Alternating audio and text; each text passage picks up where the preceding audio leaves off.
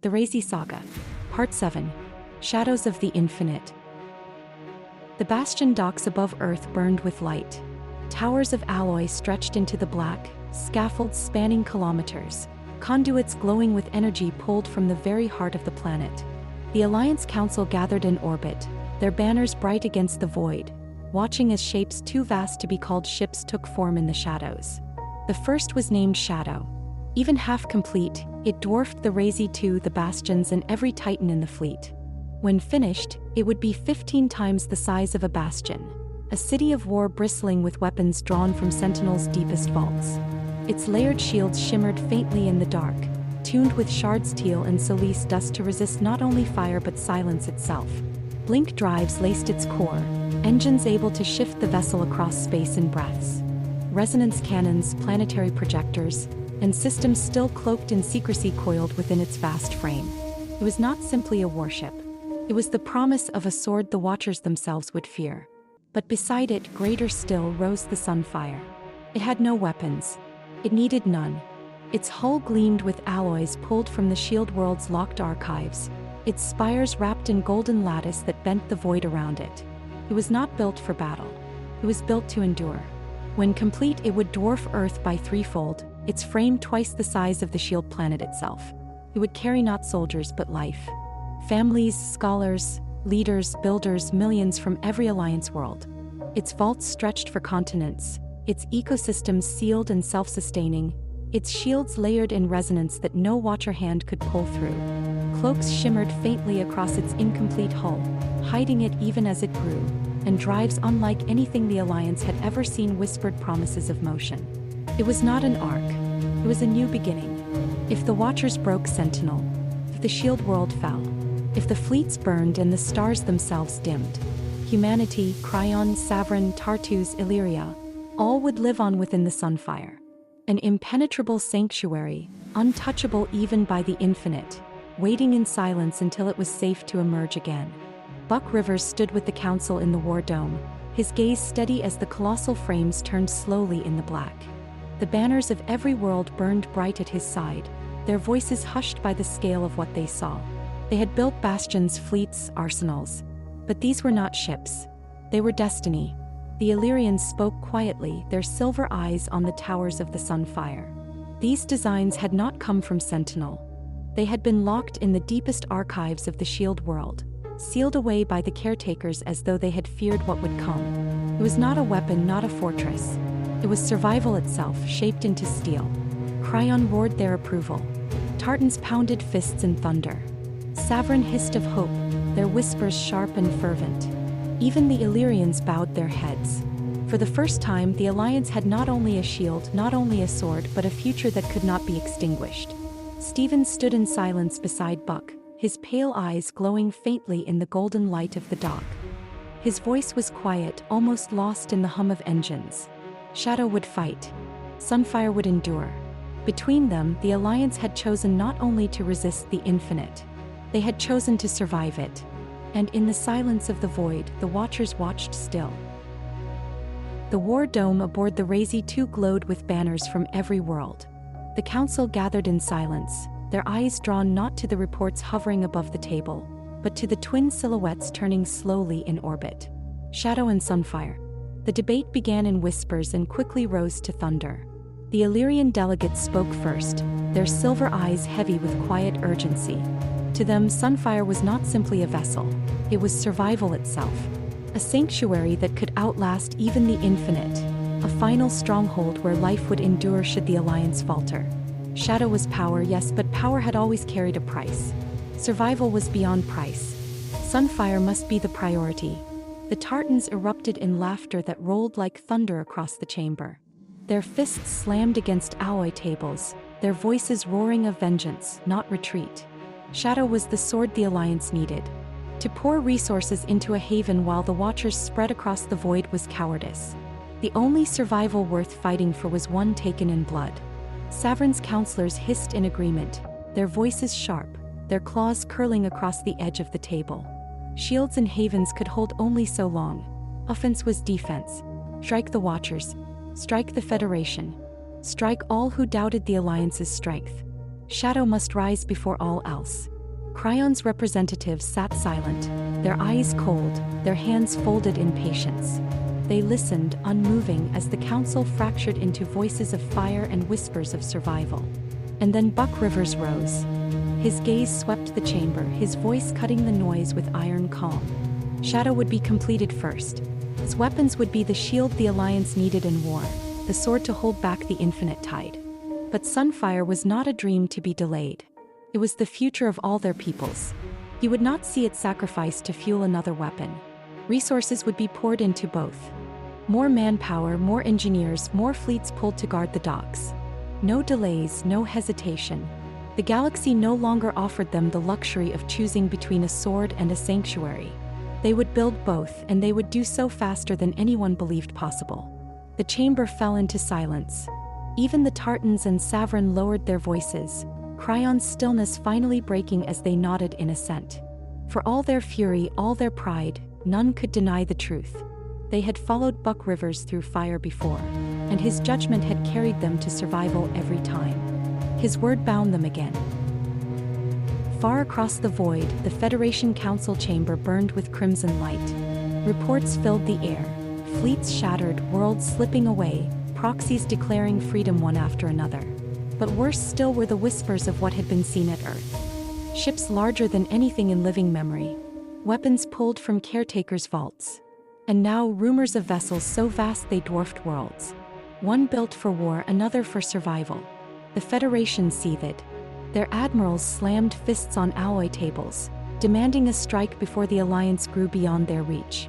Politicians shouted of betrayal, of humiliation, of the Sapiens daring to rise where only the Federation once stood. But even here, whispers crept into the noise. What if the rumors were true? What if the Alliance had built weapons to reach into the shadows? What if the Watchers themselves were not invincible? The chamber fractured. Some called for vengeance. Others whispered of fear. And all of them burned with hate. The Federation had lost its empire, but it had not lost its pride. If the Alliance built Shadow and Sunfire, the galaxy would never bow to them again. And so a plan was whispered in the crimson dark. They could not match the Alliance with ships. They could not rival them in forges. But they could strike where even bastions could not defend, from within.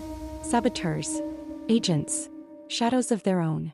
The Federation would tear the Alliance apart, not in open war but in silence. The Bastion docks above Earth had always been a fortress. But with Shadow and Sunfire taking shape, they became something more. Every corridor hummed with scanners. Every bulkhead was lined with checkpoints. Marines stood in disciplined lines at every junction, their rifles primed, their armor keyed to sensors that matched every passing crew member against a sealed database. No longer could workers drift in with falsified credentials.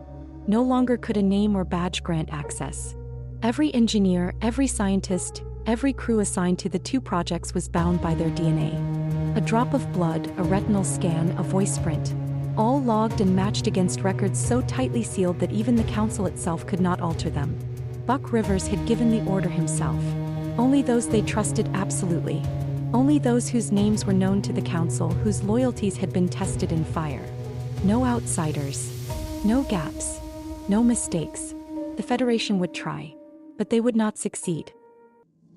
The first attempt came within days. A man in a technician's coat walked briskly through a lower corridor, his badge glinting, his step confident. The scanners hummed as he approached, and for a moment, it seemed he might pass. Then the alarms shrieked. In an instant, Marines stepped forward. Their rifles cracked once, the sound echoing down the corridor. The man fell before his badge even touched the reader. His body was dragged away in silence, his false credentials dissolving into nothing under scanner light. The station did not pause. The forges continued. The work went on. The second attempt was bolder. A shuttle drifted into dock, its transponder broadcasting an Alliance code. It carried a crew of 4, each wearing the uniform of Earth's engineers. But the moment they stepped through the airlock, the scanners burned red. Their DNA was not in the database. The Marines did not hesitate. Rifles roared in thunder, dropping all 4 where they stood. The shuttle was seized, its logs dissected, its origins traced. What the Federation had hoped to infiltrate with whispers was answered with silence. Buckrivers made the order plain. No hesitation. No capture. No interrogations. Anyone unauthorized aboard Shadow or Sunfire would not leave alive. The fate of worlds was being forged in those docks, and no sabotage would break it. Word spread quickly. Engineers spoke in hushed voices of the executions, of bodies dragged through silent halls. Some whispered of fear. Others whispered of safety. But none could deny the truth. The projects would continue. Shadow would rise as the greatest sword the galaxy had ever seen. Sunfire would endure as the sanctuary no enemy could breach. And the Federation would bleed spies into the void until they learned silence. The docks glowed brighter with every day, towers of alloy reaching higher, conduits blazing with power. The Alliance had placed its trust in those who remained, and its wrath upon those who tried. The Federation had gambled on whispers. The Alliance had answered with fire. And in the silence beyond, the Watchers stirred, their gaze heavy upon what humanity built. The Federation Council chamber burned with red light, its walls echoing with voices that dripped with rage and humiliation. The reports were clear, flashing across the holos suspended above the chamber. 2 infiltration attempts. 2 failures. 4 dead agents. No progress. Marines on the Bastion docks had executed their saboteurs without hesitation. DNA locks had barred their passage. Entire teams of carefully trained operatives had been erased before they touched the heart of the projects. The Federation had lost its fleets, its proxies, its authority, and now even its shadows had been denied. The chamber shook with fury. Admirals slammed fists against alloy tables, their crimson banners curling in silent judgment. Politicians spat venom, their words bitter with shame. They had once commanded the galaxy with fleets that stretched across stars. Now they were reduced to sending assassins who fell before a single corridor. Some demanded open war. Others warned of ruin. They all knew the truth. The Alliance had risen beyond what fleets could match. The construction of Shadow and Sunfire promised a future where the Federation would no longer matter, where their name would be a memory spat in dust. But desperation sharpened into something else. An admiral leaned forward, his eyes cold, his voice like steel drawn across stone. If they could not break the Alliance's forges, they would break its unity. The Sapiens thrived on their council, on their fragile bonds of trust between worlds that had once been enemies. If the Federation could not strike Shadow or Sunfire directly, then they would strike the Council itself. Whispers turned to plans. Spies not sent to docks but to worlds. Not to ships but to leaders. Foment dissent. Stir suspicion. Turn Cryon against Tartus, Tartus against Savran, Savran against Earth. If the Alliance fractured, their fleets would collapse under their own weight, their projects left vulnerable. And in silence, another idea grew. The Watchers. The Federation did not understand them. They feared them, hated them, despised the silence that had erased their armadas. But what if silence could be bargained with? What if the shadows could be turned? What if the Watchers could be pointed even for a time toward the Alliance alone? The chamber froze at the suggestion. Even speaking it felt like blasphemy. But desperation had already broken pride. If fleets and agents could not end the Alliance, then perhaps shadows could. The Federation would send emissaries not to Earth, but into the dark, seeking an audience with the infinite. The council chamber was silent when Admiral Buckrivers laid the truth before them. His voice was steady, his gaze locked on each banner in turn. The Federation had failed to breach Shadow and Sunfire. Their assassins had died at the docks, but they had not abandoned their schemes. He knew because a voice whispered from within their walls. A spy embedded deep in crimson halls, a phantom Rivers trusted with nothing less than survival. The Federation's new plan was not to strike ships, but to strike the Council itself. Divide the Alliance. Shatter the trust that bound Earth, Cryon, Tartus, Savran, and Illyria. They believed that if suspicions spread, if assassins cut deep enough, the Alliance would tear itself apart before its fleets ever fired. The councillors hissed, shouted, roared. Tartans cursed of vengeance. Savran's whispers curled sharp with fear. Illyrians lowered their heads in silence, their silver eyes unreadable. Rivers raised his hand and silence returned. His plan was simple. The spy within the Federation would remain hidden, their lies undisturbed. They would feed the Federation bad intel. Just enough to keep their pride burning, just enough to make them think their whispers were working. The Alliance would see every move before it came. But more than lies would be needed. Cloaked bodyguards were assigned to every counselor. Shadows that walked unseen, bound by oath and silence, their presence known only to those they protected. They would move with them, unseen in chambers, aboard ships, even in private halls. No assassin would find their blade unopposed. The council members bristled, some in pride, others in fear. But Buckrivers' word was final. They had chosen him to lead, and this was his command. The first attempt came within days. The Illyrian counselor walked the high halls of Earth's bastion dock, their silver robes trailing, their guards a respectful distance behind. To the Federation they seemed the weakest link. Scholars, not warriors, patient voices among banners of fire. They thought them easy prey. The assassin moved with practiced silence, his blade coated in toxin that shimmered faintly in the light.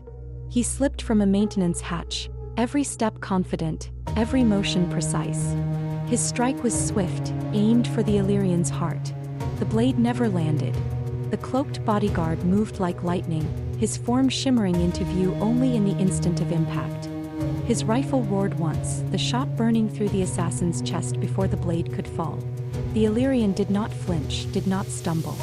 The counselor's silver eyes flicked only briefly to the smoking body on the floor before moving on. The Federation had tried. They had failed. Words spread quickly, whispered in fearful tones among the Federation's ranks. The Alliance Council was untouchable. Every move they made was known. Every blade they sent was broken. Their enemy had not only steel and ships, but eyes within their very halls. And Buckrivers sat in silence in the war dome, his gaze fixed on the stars. Let the Federation believe their plan lived. Let them think their whispers worked. The more they believed, the more they revealed. And when the time came, he would cut them down not with fire, but with silence of his own. The crimson chamber of the Federation Council trembled with rage. Reports bled across their holos. Assassins cut down, saboteurs executed, their plans fed back to them like poisoned wine. Every attempt had failed. The Alliance had spies in their halls, shadows watching every move. Desperation whispered louder now. If fleets could not win, if assassins could not strike, then only the infinite remained. The plan was laid bare. 3 ships, stripped of escorts, sent into the void to seek what had once erased their armadas. The Watchers. They would kneel if they must, beg if they must. Better to bend the infinite against the sapiens than be erased by both. The chamber hissed with fear and fury, but desperation won. Orders were given. The ships departed into the black. They were never seen again. The Watchers did not parley. They did not weigh words. The moment the 3 Federation cruisers drew close, shadows poured through their hulls. Crews vanished at their stations, captains erased mid-breath. Their ships drifted hollow in the void, silent husks floating in darkness. And then the Watchers turned their gaze elsewhere. The Federation homeworld trembled as the sky split. A Watcher ship emerged from the black, so vast it blotted out the sun, its obsidian hull bending the very light of the system around it. It fired no weapons. It spoke no words. It simply drifted into orbit, its silent weight pressing upon every mind below like a hand squeezing breath from lungs. It did not come to negotiate, came to watch. The Federation panicked. Alarms blared, fleets scrambled, politicians screamed. But no fire was loosed. To strike at such a presence was to beg for annihilation. And so the homeworld lay beneath its shadow, its council paralyzed beneath the gaze of the infinite. The news reached Earth within hours. Buckrivers stood in the war dome of the Razee II, his eyes cold as reports burned across his displays. A Watcher ship above the Federation's cradle, silent, unmoving. He did not hesitate. The Gemini fleet was called to arms. The Razee II burned into fold space, the Aegis II at her flank, the Shepherd pulsing resonance, the Isabella II flickering like a phantom. Carriers and Titans followed, their hulls bristling with weapons drawn from Sentinel's forges. The Federation's fate might not matter, but this was no longer about them. It was about testing fire against the infinite. And Stephen was brought aboard. The boy stood silent at Buck's side, his pale eyes glowing faint as the fleet tore across fold space. He said little, only whispered truths that brushed against the edge of memory. The Watchers had not come to speak, but he would make them listen. For the first time, the Alliance would meet the Infinite face to face, not in shadows or whispers, but in silence above a world. And the truth of their intent would be revealed. The Gemini fleet burst from fold space on the edge of the Federation system, their hulls gleaming in the starlight. Alarms flared across the crimson world below, Federation fleets scrambling in confusion, their scattered remnants unable to do more than drift in the shadow of what lingered above them. The Watcher ship hung in orbit, silent, titanic, blotting out the light of the system's sun. Its obsidian hull bent the void around it, its edges glowing faintly with shifting violet blue, as though the ship itself was more shadow than steel. No weapon fire, no movement, only presence. Orders had been set before departure. Only the Razee II, Aegis II, Shepherd, and Isabella II would breach Federation space. The rest of the Gemini fleet held just minutes away in fold space, cloaked and waiting for the order that would bring them roaring into battle. But this was not meant to be battle. Not yet. This was meant to be a conversation. The four ships cut through the system in silence, engines low, weapons cold, shields tuned not to flare. They approached slowly, deliberately, their hulls gleaming but unthreatening. Federation ships scattered before them, unwilling to challenge vessels they could not match. Buckrivers stood in the war dome of the Razee II, his eyes fixed on the Watcher ship that filled the dome's displays. His voice was iron as he gave the order. They would go aboard. Stephen stood beside him, pale eyes glowing faint as if reflecting the energy of the Watcher vessel itself. He did not tremble, did not falter. His voice was quiet, almost serene when he spoke. They would listen. They had been waiting. An escort was chosen. The best Marines the Alliance had, handpicked by General Tudor himself. Each carried the new handheld resonance rifles forged on Sentinel, their barrels humming with quiet energy tuned to pierce silence itself. They did not point them, but their presence was undeniable. The escort shimmered faintly as their cloaks engaged, bending them into near invisibility. They would be seen if they chose to be. They would strike if they had to. But for now they were shadows walking into shadow. The shuttle departed the Razee II in silence, its engines flaring low as it crossed the void. Rivers stood tall, Stephen at his side, the Marines silent at their posts. None spoke. None breathed louder than the hum of the rifles in their hands. The Watcher vessel did not resist. As they approached, a section of the obsidian hull parted without sound, without light. No airlocks, no signals. Simply an opening, as though the ship itself had grown a wound to receive them. The shuttle slid inside, its hull lit by faint violet arcs, its sensors screaming with interference. They touched down on alloy that was not alloy, on surfaces that shifted faintly as though alive. The chamber stretched vast around them, endless and empty, its walls bending into shadow. There were no lights, no consoles, no signs of crew. Only silence. Stephen stepped forward. His pale hand brushed the shifting wall and the chamber stirred. Shapes rippled in the darkness, towers of shadow bending as though listening. The Marines raised their rifles, shields humming low. Rivers' jaw set, his gaze fixed on the vast forms coiling beyond sight. And then the voice came. Not sound, not language, but weight. It pressed against their minds, bending thought into words. Why do you rise? Stephen's breath caught, his frame trembling, but his voice was steady as he answered. Because we must. The shadows shifted, the chamber pulsing with silence. And Buckrivers knew the conversation had begun. The chamber pulsed faintly, its walls rippling like liquid shadow frozen in place.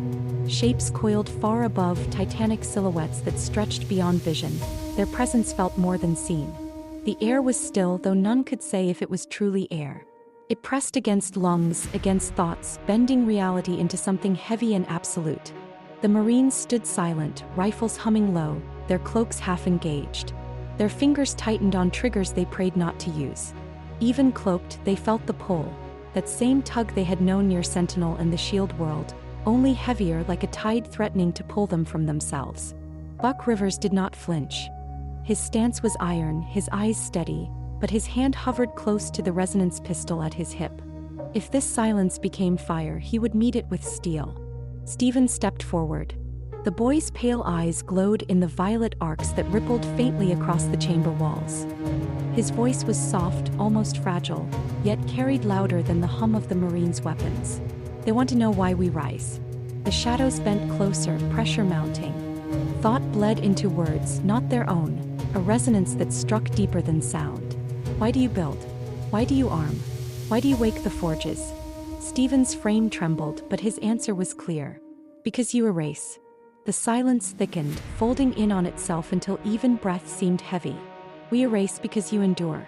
The words fell across them like stone. The Marines shifted uneasily, cloaks flickering as their armor fought the pull. River's jaw tightened, his gaze cutting to Stephen. What do they mean? Stephen turned, his pale face lit by the faint glow of the chamber, his eyes hollow with truths that did not belong to him. They see us as mistakes. The caretakers built. The caretakers endured. But they became something else. They became the Watchers. And now they cleanse what they once created.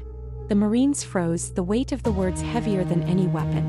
River's voice was low, sharp. Ask them why now. Why us?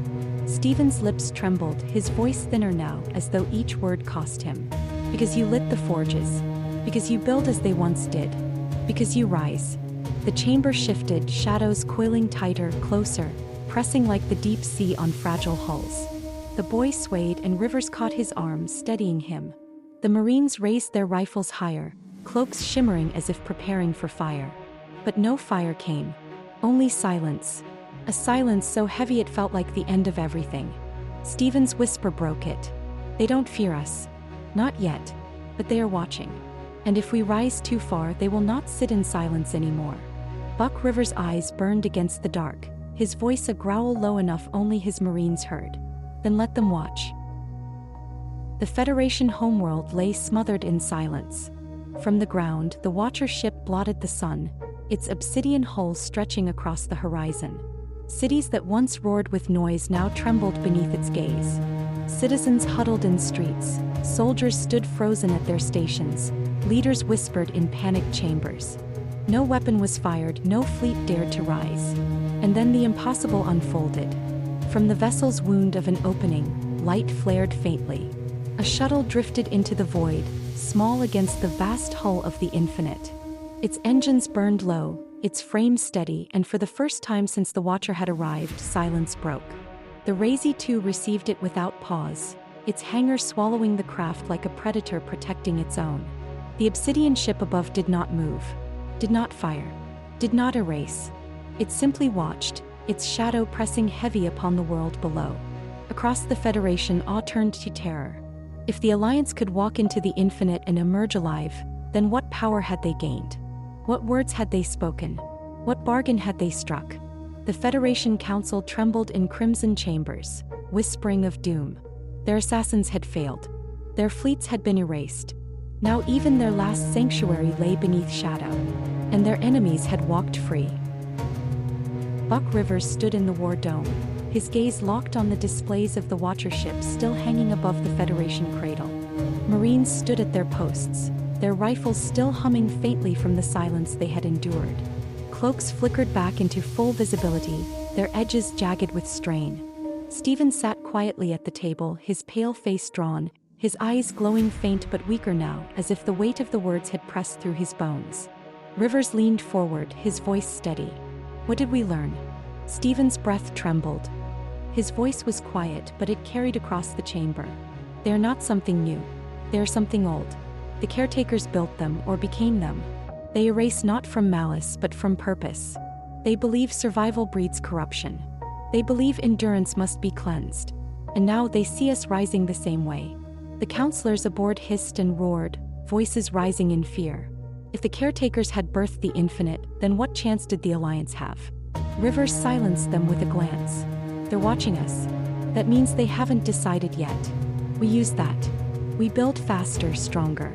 Sentinel and the Shield world must pour fire into every fleet. Shadow and Sunfire must be finished no matter the cost. And we don't tell the galaxy everything. Not yet. His voice cut like steel. If the infinite believes we fear them, they've already won. Stephen looked up, his pale eyes glimmering faintly. They don't fear us yet. But they will. Rivers nodded once. Then let's give them a reason. The Alliance Council chamber blazed with banners, their colors sharp against the war dome aboard Earth's Bastion dock. 3 weeks had passed since the Watcher ship loomed over the Federation cradle, and still the galaxy trembled with its shadow. Word had spread, warped in whispers and rumor. The Federation claimed the Alliance had struck a bargain with the Infinite, that their survival proved collusion. Worlds once bound to the crimson banners seethed with fear. Neutral systems watched in silence. And within the Alliance itself, voices waited for Buckrivers to speak. He stood at the head of the chamber, his frame unbending, his eyes steady. Around him sat the Council, Kryon's war masters, Tartu's roaring champions, Savrin's serpentine strategists, Illyria's silver-eyed scholars, and Earth's own leaders. Even here, the air was taut, heavy with expectation. Rivers began with what they could bear. The Watchers had revealed themselves as remnants of the caretakers, born of their fall. They erased not from malice but from purpose, to cleanse what endured, to strike down what rose too far. They had not attacked the Gemini fleet, nor erased those who entered their vessel. They had watched, weighed, and withdrawn. He did not tell them all. Not of the words that pressed into their minds. Not of Stephen's whispered truth, that the Watchers did not fear the Alliance yet, but would if they rose further. That if they lit the forges too bright, the Infinite would not wait in silence. Those truths were his to bear for now. The Council erupted at once. Tartans slammed fists, roaring that this was proof the Alliance must strike first, to take the fight to the Infinite before the Infinite chose to strike them. Savrin hissed their assent, their voices sharp with urgency. Kryon leaned forward, silent still, their cold eyes weighing war with patience. The Illyrians alone sat quiet. When their voices came, they were steady, measured. Sunfire must be finished.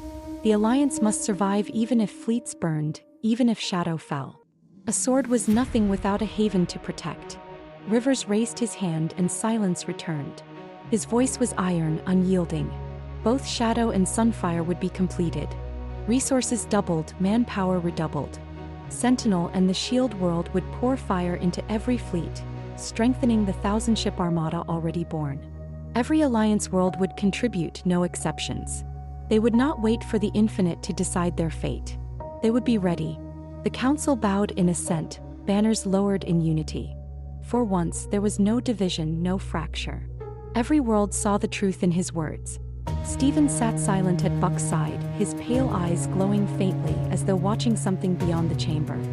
His whisper barely brushed Rivers' ear. "They'll come sooner now." Rivers did not answer. His gaze was steady, his jaw set. The Alliance would rise no matter the cost. The Shield world glowed like a sun across the void. Its golden lattice burned high above its surface, its towers alive with energy, its oceans trembling with resonance drawn from the planet's core. 4 months, engineers from every Alliance world had worked in silence beneath its shields, pouring steel and fire into the forges awakened by Stephen's hand. And now the work was done. 24 ships, massive in their own right, had been drawn together into one. A design older than memory, pulled from the planet's vaults and awakened for the first time. Its frame stretched across the hidden dockyards, its hull dark and shimmering with alloys the galaxy had not seen in millennia. Weapons bristled across its sides, projectors tuned to resonance harmonics that even Sentinel had not unlocked. Its shields layered upon themselves like folded glass, impenetrable so long as the world's energy flowed into them. But it could not move. Not yet.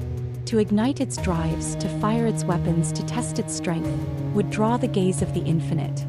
For now, it remained cradled within the world's golden shield, its presence cloaked, its power hidden. A secret blade waiting for the moment it would be needed. Weeks passed, then months. No Watcher ships came. No shadows pressed against the shields. The Infinite watched still but did not move. For a moment the galaxy seemed to breathe, but silence never lasted. Far across the void, the Federation burned with fury. Their fleets shattered, their emissaries erased, their homeworld humiliated beneath the shadow of the Infinite. Pride would not allow silence. They turned to whispers of another kind. The mercenary guilds. For centuries, the guilds had drifted between worlds, blades and fleets for hire, bound by coin and contract. They held no loyalty, no banners, only the weight of payment. and the Federation paid well. Ships swarmed to their banners. Carriers, cruisers, fighters, soldiers forged in war and sharpened by survival. An army without allegiance now pointed at the Alliance. Contracts were signed. Deals struck. A massive fleet gathered, forged not by pride but by desperation and greed. The Federation planned a strike so vast it would shake the stars. But Buckrivers already knew. The spy within the Federation whispered every move, every contract, every fleet movement. The names of mercenary captains, the systems they gathered in, the routes they planned to take. Every secret fed into Rivers' hands and every plan laid bare. When the Federation Armada and their mercenary allies cut across the stars toward the Shield World, the Alliance did not panic. They did not scramble. The Gemini fleet waited, cloaked and silent. 2 more fleets joined them, their hulls hidden in fold space, engines cold, weapons ready. They drifted like shadows, unseen, unheard, watching the trap close. The Federation thought they would strike a world unprepared. They thought their blades would pierce shields unwatched. But Buckrivers was already waiting. And when they arrived, silence would turn to fire. The Shield World hung in stillness, its golden shields dimmed to a quiet shimmer. To the Federation it would appear vulnerable, its surface calm, its towers silent. But beneath that quiet glow, the Alliance was waiting. The Gemini fleet drifted in formation, cloaked so tightly even the Shield World's own sensors strained to mark their positions. 2 more fleets lay further out, hidden in fold space, their drives cold, their weapons primed. Every ship silent, every gun held.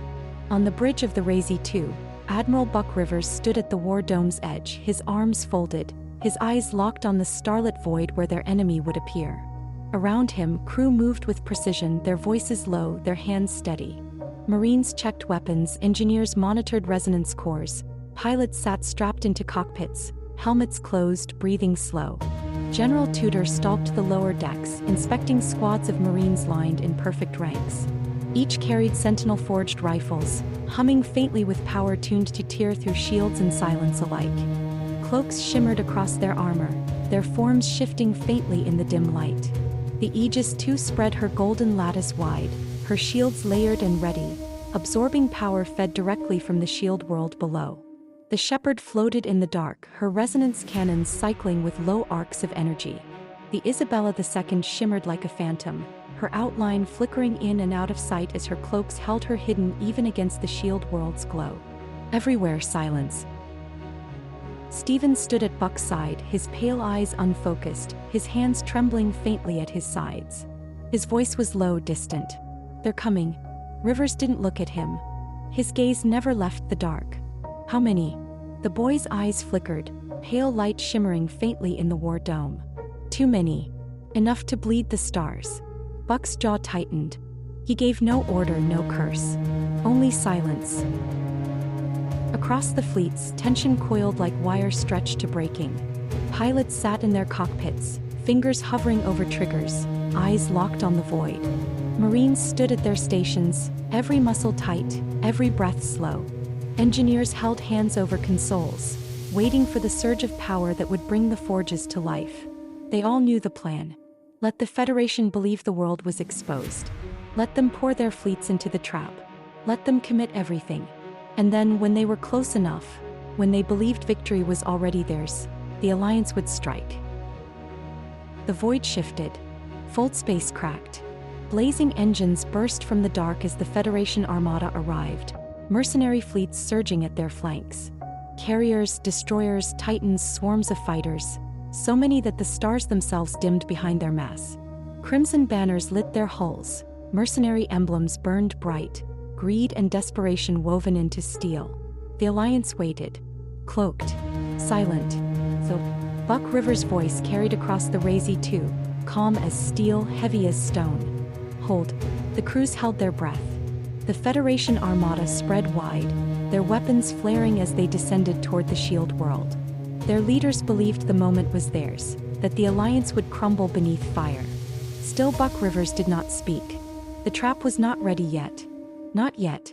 The silence stretched, taut as glass about to shatter. And then, in the war dome's cold light, Buck Rivers' voice came at last. "No." The Federation armada advanced in silence, their crimson hulls burning against the black, mercenary banners bright on their flanks. Carriers launched swarms of fighters that spread like locusts across the void. Destroyers moved in lines, weapons hot, their guns turning toward the shield world below. But the world seemed silent. Its golden lattice dimmed, its towers still. No fleets waited in orbit. No bastions, no titans, no carriers. To the Federation it was victory wrapped in silence. On the bridge of the Razee II, Buckrivers stood tall, his gaze fixed on the advancing fleets. His voice was calm, his orders steady. Sentinel weapons on standby. Do not fire unless I say. The crew obeyed without hesitation. Across the Alliance vessels, power thrummed quietly through conduits, weapons cycled to readiness but did not fire. Marines gripped rifles that hummed with resonance, cloaks shimmering faintly. The Shepherd's cannons glowed dim, the Aegis II's shields spread wide, the Isabella II all but invisible. They waited. Stephen stood beside Rivers, pale eyes flickering as if reading the void itself. His voice was quiet, trembling, faint. They're watching. Rivers nodded once, his jaw set. Then let's not give them what they want. The Federation fleets drew closer. Their commanders roared across open channels, declaring the Alliance weak, promising the shield world's fall. The mercenary guilds joined the chorus, voices drunk with the scent of profit and blood. But Buckrivers did not answer. He waited. The armada pressed further, ships spreading wide, weapons hot, their confidence swelling with every kilometer. Fighters dove toward the shield world's surface, bombers locked onto towers they could not see. They believed the Alliance had been caught unprepared, that their strike would cripple their enemy's heart. And then Buckrivers gave the order. No. The void tore open. The halo net flared to life, its shimmering wall erupting around the Federation vanguard. Half the mercenary fleet vanished into its cage, trapped alongside the Gemini fleet and the shield world's defenses. The void turned to fire. Alliance ships decloaked in disciplined arcs, their weapons blazing. Titans roared with sentinel-forged guns, resonance cannons shattering destroyers in bursts of light. Fighters screamed from carriers, weaving through mercenary swarms with lethal precision. The Shepherd unleashed its cannons in volleys that cracked hulls apart. The Aegis II's golden shields shimmered, bending fire and reflecting it back into the trapped fleet. The shield world itself awoke. Its towers flared gold, its planetary guns unmasking in blinding brilliance. Energy lances tore through mercenary carriers, shields shattering, hulls splitting apart. Cloaked defense platforms decloaked one by one, surrounding the trapped fleet like wolves circling prey. The mercenaries screamed defiance, but it lasted minutes. Against the Halo net, against the Gemini fleet, against the shield world itself, they were dust. Outside the net, the rest of the Federation fleet surged forward in panic. They hammered at the shimmering wall, pouring fire into it, desperate to break through and free their allies. Crimson hulls blazed, their weapons howling against golden light. And then the trap closed further. Fold space tore wide on both flanks. Two full Alliance fleets dropped into the void, their weapons already primed, their formations perfect. They cut into the Federation's sides like blades. Carriers erupted in fire, destroyers torn apart before their guns could turn, titans burning as sentinel-forged weapons ripped through their cores. The Alliance fleets advanced in disciplined arcs, their banners bright against the void, their fire relentless. The Federation's confidence shattered in seconds. What had begun as triumph became slaughter. In the war dome of the Razee II, Buckrivers' voice carried low and steady over the chaos. Finish it. And the void answered with fire. The void was quiet again. Wreckage drifted where fleets had once stood. Mercenary hulls split and burning, Federation banners shattered into shards of crimson, fighter wings scattered to dust. No survivors. No retreat. No chance to fight another day. The trap had closed with perfect precision, and the Alliance had left nothing behind. From the war dome of the Razee II, Admiral Buckrivers stood in silence as the last of the enemy fleet flickered into fire and then into nothing. His crew moved in disciplined calm, recording wreckage, marking positions, but the Admiral gave no order to capture, no command to spare. It was done. The Gemini fleet had cut cleanly. The shield world remained untouched. its towers glowing faint beneath its golden shield. The Alliance fleets spread across the void, steady and unbroken, their formation precise even in victory. Buckrivers' jaw tightened, his voice low. No survivors. No whispers. And it here. The order was already done before it left his mouth. Not one ship had escaped. Not one mercenary captain had fled. The Federation had gambled everything on this strike, and they had lost it all. And then the void shifted. The wreckage drifted aside as though pushed by unseen tides. Shadows rippled across the stars, folding light into silence. From the black came a shape, vast, obsidian, but smaller than anything the Alliance had yet seen. It was a watcher ship. Large enough to dwarf a carrier, vast enough to blot the stars, but only half the size of the Razee II. Compared to the titanic silhouettes that had erased armadas, it was a fragment, a shard of the infinite. The fleets held their fire. Marines gripped rifles tighter. The Shepherd pulsed energy across her cannons. The Aegis II widened her shields. The Isabella II flickered in and out of cloak. But Buckrivers gave no command. The Watcher ship drifted closer, its hull shimmering with violet-blue arcs. Silence pressed across every mind aboard the Alliance fleet, heavy but not hostile. Not a threat. Not an attack. And then the weight of thought bent into words. We have seen. Stephen stood at River's side, his pale eyes glowing faint. His lips trembled as he whispered the translation. They are impressed. By the trap. By the tactics. By the unity. The silence deepened, pressing heavier still. You do not strike to rule. You strike to endure. The Marines shifted, their rifles lowering fractionally. Rivers did not move, his eyes fixed on the obsidian hull that hung before them. Stephen's voice carried softer now. They admire that we defend. That we are not carving empire. That we fight only to survive. The chamber of silence trembled faintly, as though something vast was shifting behind the hull. Then the weight lifted. The obsidian ship began to drift, its arcs dimming, its presence fading into shadow. And then it was gone. No fire. No erasure. No judgment. Only silence left in its wake. Buckrivers stood unmoving, his jaw set, his voice low. They're watching closer now. Stephen's pale eyes flickered, his whisper brushing like a ghost. And for the first time, they respect us. The Alliance Council chamber was full, banners bright beneath the war dome aboard Earth's bastion dock. The echoes of battle still clung to every world, carried in transmissions from the Shield planet. But now all eyes turned to Admiral Buckrivers. He stood at the center of the chamber, his uniform plain, his voice steady, the weight of victory still heavy in his tone. The mercenary fleet was gone. The Federation had gambled everything, and their gamble had ended in fire. The Shield world stood untouched. The Alliance fleets were intact. But none of that mattered as much as what came after. He told them of the Watcher ship. Not a titan blotting out suns, not a vessel the size of moons, but a fragment, smaller than the Razee II, and how it had not come to strike but to watch, to measure, to respect. Whispers filled the chamber. Tartans pounded fists in triumph, roaring that even the infinite now bowed to the Alliance's strength.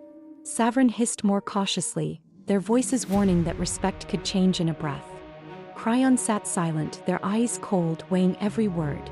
The Illyrians leaned forward, silver eyes gleaming, their whispers sharp with meaning. Rivers raised a hand and silence fell. They do not bow. They do not yield. They watch. And they respect that we defend, not conquer. So, don't mistake that for safety. The chamber shifted, tension breaking into debate. But when the Federation was mentioned, Rivers cut through the noise with iron words. The Federation is no longer a threat.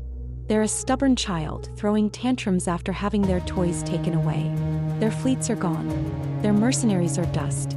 Their council trembles under shadows they don't understand. They can scream and stomp, but they can't reach us anymore. The chamber stilled. Savran whispered of predators who grow bold when cornered. Tartans roared for vengeance, to crush what was left and erase the Federation from memory. But the Illyrians shook their heads, their voices soft and calm. No need to waste a sword on a broken branch. The infinite is the storm. The Federation is only debris. Buckrivers nodded once. His voice was low, but it carried to every banner in the dome. Our fight is not with children. It's with shadows. The council fell silent, every world understanding what his words meant. The Federation might gnash its teeth, but the Alliance would not be distracted. The Watchers had revealed themselves, and respect or not, they would come again. Stephen sat at River's side, his pale eyes glowing faintly. His voice was a whisper, almost lost in the silence. And when they do, they won't be watching. They'll be testing. Buck's jaw tightened. His eyes swept the chamber, the banners, the faces of every world that had placed their fate in his hands. Then we'll show them we're ready. The void rippled. Far from the Shield world, far from Sentinel, far from any Alliance fleet, the Infinite stirred. Their ships did not move through fold space or warp. They simply appeared, obsidian forms bending stars into silence. These were not the titanic vessels that blotted suns. They were smaller, leaner, though still vast enough to dwarf carriers and titans.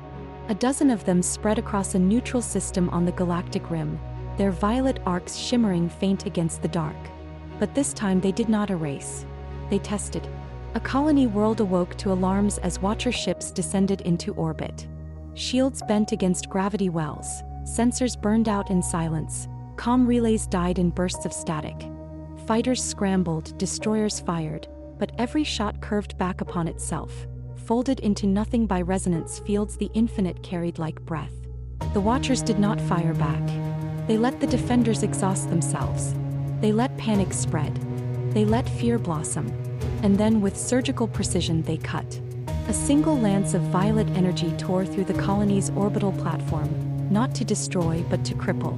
A second shot clipped a destroyer, its engines burning but its hull left intact. A third vaporized a convoy hub, silencing trade for the world below. The colony was left alive, weakened, fractured, frayed. The Watchers wanted to see how the Alliance would answer.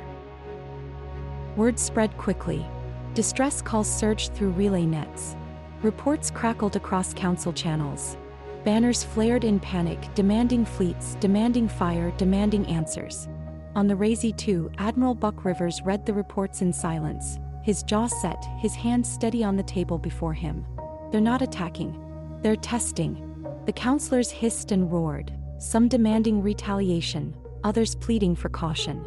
Tartans thundered to send fleets at once to meet the Watchers in fire. Illyrians whispered to wait, to watch, to learn before striking. Savron's voices curled sharp, warning of traps. Cryon sat silent, but their eyes burned cold. Stephen's voice broke the storm. They're waiting for us. They want to see what we do. They want to see if we break. The boy's pale eyes glowed faint, his voice steady despite the tremor in his hands. If we fight them like the Federation, they'll erase us. If we do nothing, they'll test again. We need to answer, but on our terms. The chamber froze. All eyes turned to Rivers. The Admiral's voice was iron, calm, and absolute. Then we'll show them. Not that we can fight. They know that we can choose how. The colony was burning but not destroyed. On the surface, cities still stood, but smoke curled from shattered districts where orbital fire had clipped infrastructure. The great convoy hub was a blackened crater. Its spires toppled and its docks nothing but twisted alloy. Power grids flickered in and out across districts, leaving families huddled in darkness. Civilians were herded into camps by mercenary soldiers the Federation had once contracted to watch over them.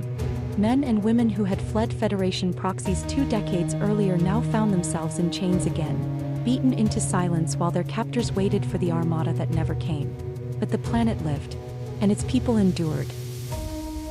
Above, the void was taut with silence. Watcher ships drifted like shadows, their obsidian hulls shimmering faint violet arcs. They did not fire. They did not erase. They only hovered, silent and still, their presence pressing like a storm waiting to break. The Razee II broke fold space first, her colossal frame cutting through the dark. The Shepherd burned beside her, the Aegis II's golden shields spreading wide, the Isabella II shimmering in and out of cloak. At their flanks came 4 more banners: Tartu's crimson dreadnought, Savron's clawed destroyer, Cryon's implacable cruiser, and Illyria's gleaming silver carrier. 8 ships. Enough to show unity. Enough to show restraint. Buck Rivers stood in the war dome, his gaze locked on the Watchers as they drifted above the colony. His jaw was set, his voice steady. Weapons hold. Sentinel systems stand by. The order spread across the fleet. Guns primed but silent. Shields layered but not flared. The Alliance stood waiting, their weapons leashed. The Watchers did not move. They only watched. River's lips pressed into a thin line. His instincts told him what Stephen already whispered at his side. They weren't here to erase. Not this time. They were here to see if the Alliance would strike at prey, or if they would defend the weak. Rivers gave the order. Bring them in. Fold space cracked open, and the supply convoy burst into the system, 10 Titans bristling with weapons escorting vast cargo holds. They burned slowly toward the colony, their banners shining bright, their holds filled with food, medicine, and engineers. So the Watchers did not move. Their violet arcs shimmered faintly, but their weapons never fired. They hovered in silence as the Titans spread into orbit and shuttles cut down through atmosphere. On the surface, prisoners were freed, supplies distributed, aid flowing into camps where hope had all but flickered out. Engineers restored power grids, Marines cleared out mercenary remnants, medics tended to the wounded, and the people told their story. The colony had been settled less than 20 years ago. They had been Federation citizens once, before their homeworld was seized by proxies loyal to the Crimson Banners. Families fled, chased across space until they found this world. Rich in metals, alive with soil that could feed millions. They built in silence, hiding from the Federation's gaze. But the Federation had found them again. And now the Alliance had come in their stead. In the War Dome, Rivers listened in silence as survivors spoke. Jack, Jim, and Jose, 3 men who had seen their world fall, who had led families through fire to this planet, who had watched it nearly burn again, stood before him. Their voices were steady, hardened by loss, sharpened by survival. If you go back for our home, we'll go with you. Someone has to tell the story. Someone has to remember what was taken. Rivers studied them for a long moment. Then he nodded once. Then you'll come aboard the Razee II. And you'll be there when we take it back. The council chambers echoed with silence. The Watchers still drifted in the void, silent and unmoving, but for the first time Buckrivers did not look at them. His gaze was fixed forward to fold space to the fleet waiting beyond. The Gemini fleet would not linger. They would take back the home that had been lost. Fold space flared as the Razee II led the vanguard back into the void where the Gemini fleet waited. An armada spread across the dark, carriers bristling with fighters, Titans steady in formation, destroyers and cruisers fanning wide like wolves poised for the hunt. Supply ships hovered close, their holds still heavy with food and medicine, ready for whatever came next. Cloaks shimmered across vanguard vessels, shields bent faintly into overlapping arcs. The fleet was waiting for Rivers' word. In the War Dome, the Admiral stood with his hands behind his back, his gaze sweeping across the vast tactical projection that filled the chamber. The enslaved world burned red in the display, its surface choked with proxy banners, its cities sealed by crimson walls, its skies patrolled by Federation-loyal mercenaries who had bled its people for decades. This was no test, no game of shadows. This was liberation. General Tudor stood to Rivers' right, his armor gleaming, his voice sharp as he detailed the ground campaign. Marines would drop in waves once the skies were clear, Sentinel-forged rifles leading the charge. Cloaked infiltration teams would land first, targeting camps and command nodes, cutting chains before Federation troops even knew what had struck. The Shepherd's cannons were primed to silence orbital defenses in a single volley. The Isabella II's cloaks shimmered as she prepared to slip behind enemy lines, striking supply convoys and severing escape routes. The Aegis II expanded her golden lattice, her shields ready to draw fire so others could strike. And the Razee II loomed above them all, carrying 1,000 fighters, 20,000 Marines, and firepower enough to burn the crimson banners from the sky. Jack, Jim, and Jose stood silently at the rear of the chamber, their eyes locked on the tactical display, their faces hard with memory. That's our home. Their voices were quiet but steady. They told of streets once alive with trade, now silenced by Federation guards. Of families enslaved, forced into mines to tear metals from the earth that fed the Federation's war machine. Of children who had never seen the stars free. They spoke of a world that had not forgotten them even as they fled. A world that still bled in silence. Rivers listened, his jaw set, his eyes unblinking. When they were done, he gave only a single nod. then we'll give it back." Orders spread like fire across the Gemini fleet. Carriers launched fighters into silent formation, wings circling wide like vultures waiting to strike. Titans primed their weapons, destroyers aligned in arcs, cruisers spread to cover flanks. Cloaked ships shimmered and vanished, their engines cold, drifting into shadow where they would wait for the order to strike. Every ship, every crew, every marine understood what this was. Not conquest, not vengeance, liberation. The enslaved world would be freed, and the crimson banners would burn. Fold space cracked and the Gemini fleet surged forward. The enslaved world loomed ahead, its surface scarred by decades of Federation exploitation. Proxy banners burned across its cities, crimson fleets patrolled its skies, and orbital batteries tracked across the void. To the Federation it was just another prize, another colony bled dry. To the Alliance it was a world that would be free again. The Razee II roared into the system, her colossal hull gleaming. At her side, the Aegis II spread her golden shields, the Shepherd's resonance cannons pulsing arcs of blue-white light, and the Isabella II flickered in and out of cloak, a phantom on the edge of sight. Titans and carriers fanned wide, destroyers slicing forward, fighters spilling into the dark. The proxies saw them too late. The battle began with silence. The Isabella II slipped through cloaked, her shadowed hull sliding past orbital sentries. In a flash of light, her guns flared, tearing supply convoys apart and severing command channels before the proxies even raised alarms. The Shepherd followed with a single volley, resonance cannons booming in arcs that split defensive platforms in two. Then the void exploded. The Gemini fleet decloaked in full, their weapons lighting the black. Fighters screamed through the void, plasma lances burning across enemy hulls. Titans cut through proxy destroyers like blades through glass, their beams ripping lines of fire across crimson hulls. The Aegis II drew fire, her golden shields shimmering as entire barges bent back against their senders, proxy cruisers gutted by their own weapons.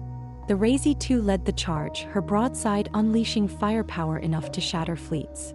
Her hangars opened wide, disgorging waves of bombers and dropships that cut toward the planet below. On the surface, chaos turned to liberation. Cloaked Marines dropped first, their rifles pulsing faint arcs of resonance as they cut through command nodes and freed camps. Proxy guards fell before they could raise alarms. Prison gates cracked open, families pouring into the streets as Alliance banners rose above them. General Tudor's voice thundered through the comms, his squads hitting hard and fast, carving corridors through cities long chained by Federation rule. Saverin warriors hissed as they stormed crimson bunkers. Tartans roared as they tore through armored lines. Cryon battalions marched in silence, unyielding as stone. Illyrian medics and engineers followed, tending wounds, restoring power, raising the fallen. From orbit, fire fell like judgment. Carriers unleashed precision strikes. Titans silenced enemy batteries. Destroyers burned crimson patrols from the skies. Every strike opened another path for the Marines below. Every blast tore another banner from the world's surface. The proxies fought with desperation, but desperation could not stand against unity. By dawn, the cities were free. By night, the crimson banners burned. In the war dome of the Razee II, Buckrivers stood in silence as the last enemy vessel fell into fire. Jack, Jim, and Jose stood with him, their eyes bright with tears as their world came alive again. Families sang in the streets. Children held Alliance flags in hands that had once been bound. "Your home is yours again," Rivers said simply.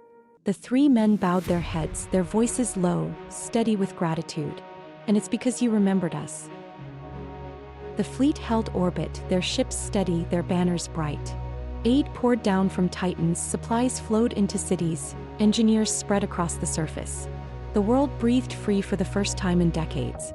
But Stephen stood apart, his pale eyes fixed on the stars.